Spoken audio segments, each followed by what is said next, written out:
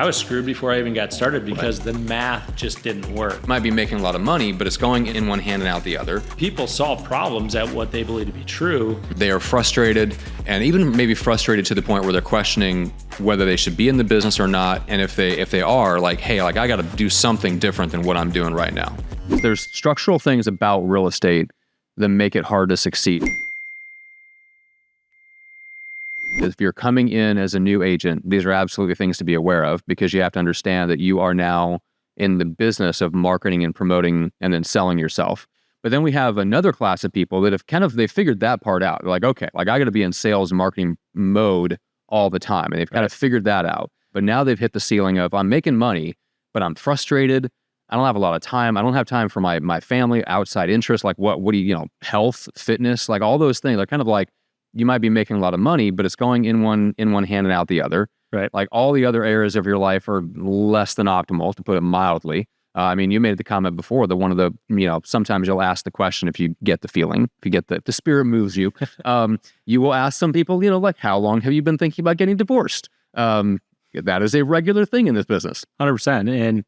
And the reality is so many people, they don't know how to run a business, so they don't know to take their taxes out. So they're already behind financially. They start making some money. They don't have the right systems in place. And then all of a sudden they get this tax bill for 2 years ago because they're behind on even filing. Yeah. And then the challenge is they're robbing Peter to pay Paul, because if they're behind on their taxes and they're not taking 50 cents of every dollar that comes in, they're just digging the hole deeper. Right. And then the answer for that usually is bury their head in the sand and just go make more, right, which amplifies the problem. Yeah, especially when it comes to taxes. That's true. Okay, so let's sum up with this. What is your message to someone that is feeling that they've hit that ceiling, they are frustrated, and even maybe frustrated to the point where they're questioning whether they should be in the business or not, and if they are, like, hey, like I got to do something different than what I'm doing right now. Yeah, here's what I want you to do. I want you to reach out to me and book that call that we talked about, and we'll talk about your math to see if you're set up to win from the get-go. So for example, I remember I was doing my business plan once, and in order to hit my income goal, I had to do 60 transactions. Well, okay, I used to go to my closings. I used to go to home inspections. So when I added up all the tasks that would be associated with 60 deals closing, it'd be like 5,000 hours in order to do everything that I did. So I was screwed before I even got started because the math just didn't work. Okay.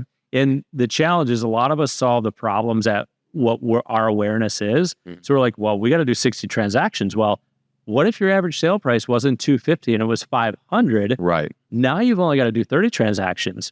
Yet people solve, and it goes back to the myth of the low-hanging fruit, right? People solve problems at what they believe to be true.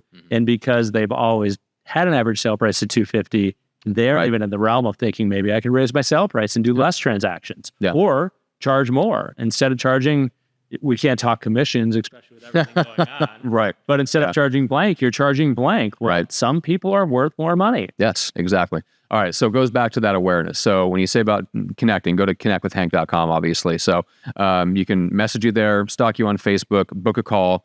But it comes down to, there are some really creative questions that you can ask to bring awareness of things they would have never thought about, that can give them options they never knew existed to fix the real root problem of what's causing the frustration. 100%. And when you reach out to me, we're going to have a call for like 45 minutes on me just helping you. Half the time I don't even have an offer because I might not be the right fit, right, or you don't need me. Right. I mean, there's nothing better than helping someone properly diagnose. It's like, for example, you're not a good fit for me if when you ask me, like, if you need to go to the bathroom and I say, hey, the bathroom's down there. If you need me to take you to the bathroom and like tell you to sit down on the toilet, how to wipe and everything else, you're probably not resourceful enough. And there's a good indicator that you should get out of the business. Okay. With that vivid analogy, let's, metaphor, simile, I don't know, but that's very vivid. Thank you for that. Thank you for that example. We will leave you there with that. Go to connectwithhank.com and you can expect more of those amazing metaphors. You got a little more. You ready? If I need to tell you to go to the toilet and help some agents are overthinking everything. In fact, do this. Consistency is important. Would you agree? Yes. Especially when you're going to the bathroom. So the next time you go to the bathroom and you don't have your consistent, I want you to think of me. This is where I get people and I get them awareness that they are way overthinking their branding. And if I can get people to think of me every time they take a, they'll laugh and they'll think it's funny. The reality is they're thinking of me. I'm getting their mind space. So there you go. Okay. That's right. That's how Hank has branded himself. Anytime you go to the bathroom, you think of Hank. Yep. Well, if we can't put that in the blooper reel, I don't know what can. Oh my God.